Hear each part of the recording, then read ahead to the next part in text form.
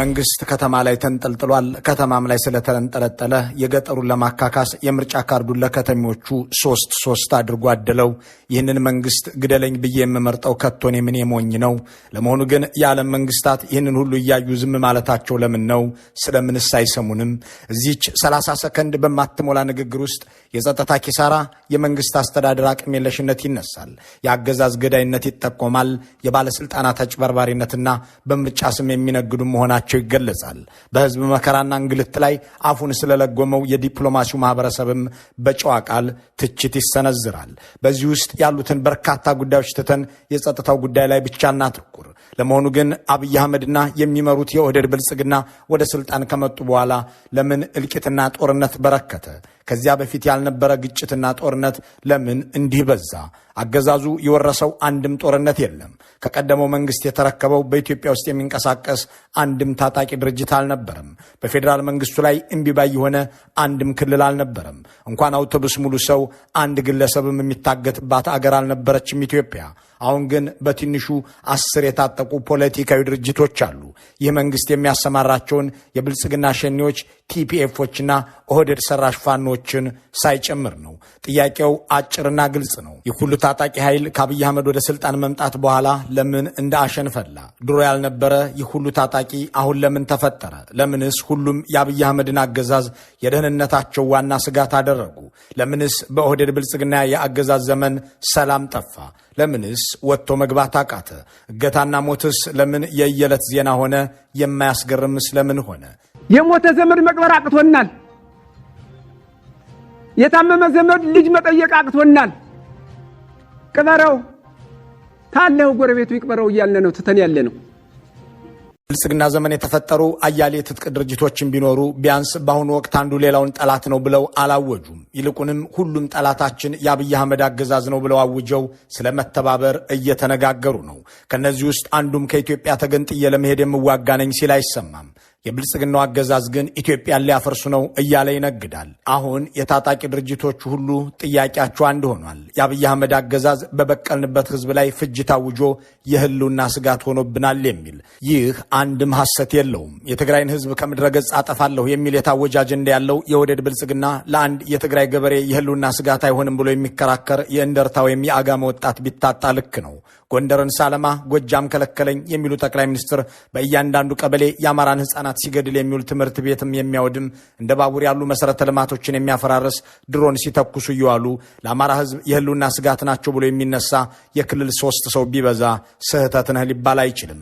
ወለጋ ብሄድ ይገድሉኛል፣ ያኔ ጅማ ዝም አይልም እያሉ ኦሮሞን እርስ በርሱ ለማጋደል ከመስራት አልፈው አሳውን ለመያዝ ባህሩን ማድረቅ ይገባናል በሚል በኦሮሚያ ጨፌ እልቂት የታወጀበትን የኦሮሞ ህዝብ ለማዳን የሚዋደቅ ቄሮ ዱር ቤቴ ቢል ምክንያት አለው። ጥያቄው እነዚህ ታጣቂዎች ሁሉ ለምን በዙ? መንግስትስ ለምን እንዲህ ባለ ደረጃ የህዝብና የፖለቲካ ኃይሎች የህልውና መጥፋት ሰበብ ሆነ? ይህንን ጥያቄ በቀጥታ ለመመለስ ከማሰናችን በፊት አንድ መሰረታዊ ድምዳሜ እንያዝ። የብልጽግና ገዢዎች ወይም ደጋፊዎቻቸው በአሁኑ ሰዓት የብሔረሰቦች ወይም የፖለቲካ ኃይሎች ግጭትና ለመግባባት እንዳለ አበክረው መናገርን ይመርጣሉ። እርስ በርስ የማይስማሙ ኃይሎች እያሉ መናገር ልማዳቸው ነው። በአሁኑ ወቅት ግን በኢትዮጵያ ውስጥ ያሉ ታጣቂ ኃይሎች ሁሉ በቀጥታ ከአብይ አህመድ ወታደሮችና የጸጥታ መዋቅራቸው ጋር የሚፋለሙ እንጂ የጎንዮሽ ግጭት ውስጥ የሚገኙ አይደሉም። ቲዲኤፍና ፋኖ እርስ በርስ አይዋጉም። ፋኖና የኦሮሞ ነጻነት ሰራዊት አይታኮሱም። ኦርቶዶክሶች በየአካባቢው ሲታረዱ ገዳያችን ሞት የታወጀብን በሙስሊም ኢትዮጵያን ነው ሲሉ አይደመጡም። እናም በአሁኑ ሰዓት በኢትዮጵያ ምድር የሚካሄደው ፍልሚያ ጦርነት በታወጀባቸው የክልል ኃይሎችና ጦርነት ባወጀው መንግስት መካከል አሊያም አገዛዙ በእያንዳንዱ ቀበሌ እዋጋዋለሁ ከሚለው የአገሪቱ አርሶ አደር ጋር ነው። ገበሬውም ይላል ከቀዳማዊ ኃይለ ሥላሴ ዘመን ጀምሮ ብዙ ነገር አይተናል፣ እንዲህስ ያለ ነገር ገጥሞን አያውቅም። በጣም የሚያስለቅስ የሚያሳዝን ኃይለ ሥላሴ ጀምሮ እስካሁን ድረስ እንኳን ስንቆይ እንዲህ ያለ ታሪክ አይተናል። የኢትዮጵያን ህዝብ እንዲህ ላለው ሰቆቃ የዳረገው ሁኔታ ለምን ተፈጠረ? ለምን ይህ ስብስብ ወደ ስልጣን ከመጣ በኋላ ኢትዮጵያ አይታው የማታውቅ ፈተና ውስጥ ወደቀች? በአሁኑ ወቅት አፍሪካ ውስጥ የአብይ አህመድን ያህል ብዙ ተቃዋሚ ያለው ኃይል የለም። በቆዳ ስፋትም ሆነ ጠመንጃ ባነሳው የህብረተሰብ ክፍል መጠን ቢለካ በአሁኑ ወቅት አፍሪካ ውስጥ አያሌ ወጣቶች ክላሽ አንግተው የመንግስትን ወታደር ሲገድሉና አገዛዝን ሲታገሉ የሚውሉበት ሌላ አገር የለም። ጥያቄው አሁንም ለምን የሚል ነው። የኦህዴድ ብልጽግናን ለመፋለም የሚፈልጉ ኃይሎች ሁሉ እርስ በርስ መታኮስንም ሆነ በጠላትነት መተያየትን እየተዉ መምጣታቸው ደግሞ አገዛዙን እያበሳጭ ያለ አጀንዳ ሆኗል። ፋኖ ህወሓትን አልዋጋለን፣ ሸኔ ፋኖን አልወጋለን ብለው ማማረር ቀጥለዋል። አሁን ደግሞ ጽንፈኛውና ሸኔ ተባብረው ወጉን፣ ተናበው አጠቁን፣ ጽምዶ ብለው መጡብን በማለት ላይ ናቸው። ጆሮ ከልክሏል። ለጽምዶ ለታሪካዊ ጠላት ተላላኪ ጆሮ ከልክሏል። ተሰብስበው እቅድ አውጥተው ኦሪንቴሽን ሰጥተው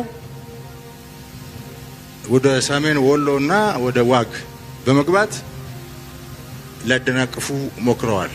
አሁን ጥያቄው ይህንን ሁሉ ሁኔታ ማን ፈጠረው የሚለው ነው። የኦህዴድ አገዛዝ ወደ ስልጣን ከመምጣቱ በፊት በአገር ውስጥ አንድም የታጠቀ ድርጅት አልነበረም ከተባለ ይህ ሁሉ ኃይል ከየት መጣ? ያልነበረ ጽምዶ፣ ያልነበረ ፋኖ፣ ያልነበረ ኦላ፣ ያልነበረ ቲዲኤፍ፣ ያልነበረ የጉምዝ የአፋርና የቤንሻንጉል ታጣቂ ለምን በዚህ ዘመን ተፈጠረ?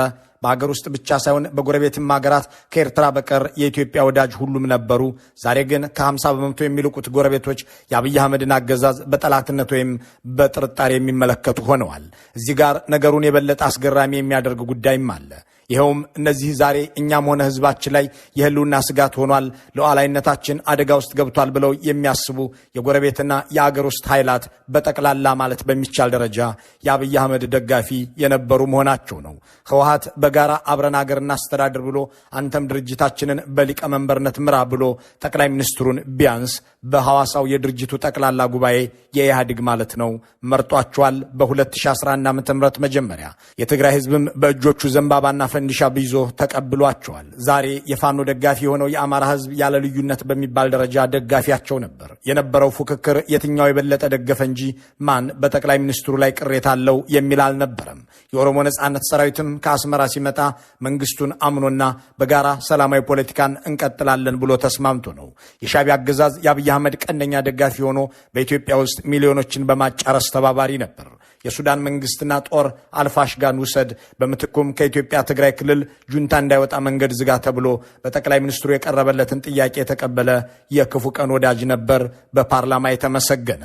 አሁን ግን እነዚህ ሁሉ የአብይ አህመድን አገዛዝ በጠላትነት የፈረጁ ሆነው የቻሉት በመፋለም ላይ ናቸው። ለምን እነዚያ ደጋፊዎቻቸው ሁሉ ሊፋለሟቸው ወሰኑ? ያ የሚደግፋቸው አርሶ አደርስ ለምን እንዲህ ምርር አለው? ልጆች ሂደው ሊያመጡ ሄደው ጨረቃ ትወጣልን ብለው ሲጠብቁ ከመሃል ተረሽኑ። ሁላችንም እኛ ከነገ ዛሬ መንግስት አለ ቀን ይወጣል ብለን እየተሽሞጠሞጥን እንጂ ኑሮም የለ ሁላችንም የማለቅ ለምንድን ነው አንድና ሁለት እየተባልነ ጭፍጨፋ ጀምላ ጭፍጨፋ ያዚ ከዚህ በላይ ምንም የለን ብለን ነው እኛው። እስካሁን ያነሳናቸውን ጥያቄዎች ሁሉ ለመመለስ አስተያየት እንዲያዋጡ የጠየቅናቸው ሰዎች ያቀረቧቸው ምክንያቶች ጥቅልል ተደርገው ሲቀመጡ 3 ናቸው። ለዚህ ሁሉ ቀውስ የመጀመሪያውና ዋናው ምክንያት የጠቅላይ ሚኒስትሩ ከሃዲነትና ዋሾነት ነው። በመጀመሪያ እነዚህን የደገፏቸውን ሁሉ ቃል ገብተው ካዱ፣ ዋሿቸውም። ከዚያም ለህዝብ የገቡትን የሰላምና የዲሞክራሲ ቃል ካዱ። ክደውም በፖለቲካ ኃይሎችና በህዝብ ላይ ጦርነት አወጁ። ሁለተኛው ምክንያት አብይ አህመድ እንኳን የኢትዮጵያን የሚያህል ትልቅ አገር 50 ሰዎች የሚኖሩበትንም ቀበሌ ለማስተዳደር ችሎታ የሌላቸው መሆናቸው ነው። በሌላ አገላለጽ አብይ አህመድ የአንድ ውበትና መናፈሻ ጣቢያ ላይም የሙዚየም ኃላፊ ለመሆን እንኳን ብቃት የሌላቸው፣ ምንም አይነት የመሪነት ወይም ስቴትማንሺፕ ተፈጥሮ የሌላቸው፣ ለአንደበታቸውም ለድርጊታቸውም ስነ ምግባር የሌላቸው፣ መሪ ሊኖረው የሚገባ እውቀት፣ ብስለትና ጥበብ አንዱም ያልታደሉ፣ ክፋትና ሴራ ግን ችሎታ የሚመስላቸው መሆናቸው ለዚህ ሁሉ ቀውስ ምክንያት ሆኗል። ሶስተኛው ምክንያት መሰረታዊውን የአገርና የህዝብ ጥያቄ ማለትም የልማትና የዲሞክራሲን ጥያቄ ለመመለስ የሚያስችል ብቃት ስለሌላቸው ጦርነት ማወጅንና በሰላም ላይ ማመፅን መርጠዋል። ተደጋግሞ እንደተባለው አብይ አህመድ በሰላም ወቅት የሚነሱ የዳቦ ጥያቄዎችን በፍጹም ለመመለስ የሚያስችል ችሎታና ፖሊሲ ስለሌላቸው በጦርነት መቀጠልን ችሎታ አድርገውታል። እናም በየጊዜው ጠላት እያበዙ ታጣቂ እየፈጠሩ ከፈጠሯቸው ወይም ከከዷቸው የፖለቲካ ኃይሎች ጋር እየተዋጉ በመቀጠል የሀገሪቱ ህዝብ የሚጠይቀውን የዳቦና የዲሞክራሲ ጥያቄ ላለመመለስ ጦርነቱን ሰበብ አድርገው መቀጠልን ምርጫቸው አድርገውታል። መግደል የስልጣን ምንጭ ሆኖላቸዋል። ሚሊዮናትን ገድለዋል ተብሎ የተዘገበላቸው መሆናቸውንም ዘንግተው ገዳይ ሰው መሪ መሆን የለበትም ሲሉ ይደመጣሉ። ሴት ገለ፣ አርሶ አደር ገለ፣ ማን ነኝ ብለህ መሪ ትሆናለህ? እንትን ይፈልጋል እኮ። አሁን ሌባ ሰው ስታዩ እንደሚያስጠላችሁ ነፍሰ ገዳይ መሪ ቢሆን አይመችም ማለት ደስ አይልም። ገዳይ ሰው መሪ መሆን የለበትም የሚሉት ሰው ናቸው። እንግዲህ መለስ ብለው ደግሞ መግደል ምን ማለት እንደሆነ እናሳይ ሲሉ የሚደመጡት ጦርነት ምን እንደሆነ ማሳየት ይኖርብናል። ማሸነፍ እንዴት እንደሚቻል የማያውቁ ህልመኞች ባዶ ህልማቸውን በፌስቡክ ሲነዙ በዚያ መንገድ ማለም እንጂ ህልማቸውን መፍታት እንደማይችሉ ማሳየት ያስፈልጋል። በእርግጥ የመጀመሪያው ንግግራቸው ልክ ነበር። ገዳይ ሰው መሪ መሆን የለበትም፣ ስልጣኑን ልቅቅ አድርጎ ወይም ተይዞ ለፍርድ መቅረብ ያለበት እንጂ። በእርግጥም ቃላቸውን አክብረው ጦርነት ምን እንደሆነ አሳይተዋል፣ እያሳዩም ነውና የሁለተኛው ንግግራቸው ልክ ነው። በ21ኛው ክፍለ ዘመን በሚሊዮን የሚቆጠር ህዝብ አስፈጅቶ ስልጣን ላይ ያለ መሪ ከእሳቸው ውጭ የለም። ከሩዋንዳ የዘር ማጥፋት ወዲህ ከሚሊዮን በላይ ሰላማዊ ሰዎች የተቀጠፉበትና እየተቀጠፉበት ያለ ጦርነት የትም ዓለም አልተከሰተም። ህዝብን ዩኒቨርሲቲ ያስገብተን እናሰለጥናለን ሳይሆን ጦር ሜዳ ልከን እናስተምራለን የሚል መንበር ውጊያንና ግጭትን መፍጠር ብቸኛ የስልጣን ማስቀጠያ ስልት አድርጎ የሚያምን ጠመንጃው የአእምሮ ወደ 4 ኪሎ ከመጣ በኋላ የአገር ገጽታ እንደወየበ ቀጥሏል። እናም በሁሉም ግንባር የጎንዮሽ ግጭት እንዲበረታና እንዲስፋፋ በትጋት ይጠይቃሉ። የፖለቲካ ኃይሎች ሲተባበሩ ወይም መነጋገር ሲጀምሩ እንዴት አንድ ላይ መቆም የማይችሉ ሰዎች እኔ ላይ ያነጣጠሩ ብለው ይቆጫሉ፣ ይናገራሉ። እርስ በርስ አልዋጋሉኝ እኔን ለመውጋት ግን ተባበሩ ሲሉም የምራቸውን ነው። የኦህዴድ ብልጽግና ግጭት ብቻ ሳይሆን ታጣቂም ይፈጥራል። በኦሮሚያ ውስጥ ፈቃዱ አብዲሳ የተባለ ግለሰብ የሚመራው የኦህዴድ ሸኔ አለ። ይህ ኃይል ኮሬ ነገኛ በመደበለት በጀት ባስታጠቀውም ጠመንጃና በፈቀደለት አካባቢ ሆኖ ኦህዴድ በሰጠው ተሽከርካሪም ጭምር ሰላማዊ ሰዎችን ያግታል፣ ይገድላል፣ ይዘርፋል። ይህንን ያጋለጠው አሜሪካዊው ተነባቢ ጋዜጣ ዋሽንግተን ፖስት ነው። በአማራ ክልል መንግስታዊ ፋኖ ፈጥሮ እሾህን በሾህ ነው ሲሉ እንደነበርና ትጥቅም ስንቅም ሰጥቷቸው ያሰማሯቸው እንደነበር ቢቢሲን ጨምሮ ዓለም አቀፍ መገናኛ ብዙሃን ዘግበዋል። በትግራይ ክልል ጦርነት እንዲያካሄዱለት ከቲዲኤፍ የወጡ ታጣቂዎችን ቲፒኤፍ ብሎ ማሰባሰቡና ቀለብም ስምሪትን መስጠቱ እንደ አፍሪካ ኢንቴሊጀንስ ባሉ ሚዲያዎች ተጽፏል። እንዲህ እያደረገ ታጣቂዎችን በመፈልፈል መንግስት ምን ጥቅም ያገኛል የሚል ጥያቄ ላላቸው ሰዎች ምን ምላሽ አለ የሚል ሐሳብ ያቀረብንለት አንድ ለዚህ ዝግጅት ሐሳብ ያዋጣ ተንታኝ አገር ለማስተዳደር የሚያስችል አቅም ከማጣት ጋር የተገናኘ ነው ይላል። ጠቅላይ ሚኒስትሩ አገር የማስተዳደር ችሎታ ስለሌላቸው በአንድ በኩል የህዝቡ ጥያቄ ሰላም ስጡኝ የሚል እንደሆን በማድረግና ማህበረሰቡ አንገብጋቢ የሆኑ የልማትና የዲሞክራሲ ጥያቄዎችን እንዳያነሳ ለማድረግ በሌላ በኩል ደግሞ በታጣቂ ኃይሎች እያሳበቡ ለመኖርና ስልጣንን ለማስቀጠል ይጠቅማቸዋል ይላል። በእርግጥ ይህንን ትንታኔ ብልጽግናዎች በተግባርም የሚያደርጉት ነው። ሰሞኑን ምርጫ ያሉትን ድግስ ተከትለው ባወጡት መግለጫ እነሱ ሸኔና ጽንፈኛ የሚሏቸውን ፋኖና የኦሮሞ ነጻነት ሰራዊትን ተናበው አጠቁን ሲሉ በዚሁ እርስ በርስ ትዋጋላችሁ ብዬ ስጠብቅ አንድ ላይ ሆናችሁ አየኋችሁ በሚል ብስጭት አቅርበዋል። በተመሳሳይ በኦሮሚያ ክልል የሸኔ ሽብር ቡድን ከጽንፈኛው ፋኖ ታጣቂ ቡድን ጋር በመናበብ በአንዳንድ አካባቢዎች መንገዶችን በመዝጋት እንቅስቃሴ ለማስቆምና ለማስተጓጎል በመፈለግ የተንቀሳቀሰ ቢሆንም በጸጥታ ኃይሉ የተወሰደው የተጠናከረ እርምጃ ፍላጎቱን ሳያሳካው ቀርቷል። ተናበቡብኝና ተጋገዙብኝ የሚለውን ጉዳይ ደጋግሞ የሚያለቅስበት ብልጽግና ለምን ይህ ሁሉ ኃይል ተባበረብኝ የሚለውን ጥያቄ አይጠይቅም። ይገዳደላሉ ብዬ ስጠብቃቸው ሲመካከሩ አየኋቸው፣ ገዳይና ሟች ናቸው ያልኳቸው አንድ ላይ ቁጭ ብለው መወያየት ጀመሩ የሚለውን ግን ሁሌ እንዳለቀሰበት ነው። ሰዎች ለምን መገዳደላቸውን ትተው ተባበሩ፣ ለምን ጠላትነታቸውን አስወግደው ተስማሙ ብሎ ይህንን ያህል መታመም የጤነኛ ሰው ተግባር ባይሆንም ከብልጽግና ሰፈር የማይጠበቅ አይደለም። እነሱ የሰው ደም ሲፈስ ነፍሳቸው ሐሴት ታደርጋለች። ኢትዮጵያውያን ሲገደሉና ሲገዳደሉ ደስ ይላቸዋልና ታጣቂ ቡድኖችን ፈጥረው እርስ በርስ ያዋጋሉ። የራሳቸውን ወገን በዱቤ በገዙት መሳሪያ በቅጥር ባመጡት ጦር ይወጋሉ፣ ይገድላሉ።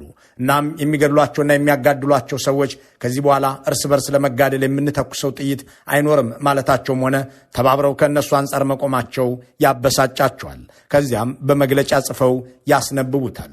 የእኛ አገር የመምራት ችሎታ ኢትዮጵያን አተረማምሷልና የጋራ መፍትሄ እንፈልግ አይሉም። ይልቁንም ለምን ጠላቶቻችን የጋራ ግንባር ፈጥረው ተነሱብን ብለው ይናደዳሉ።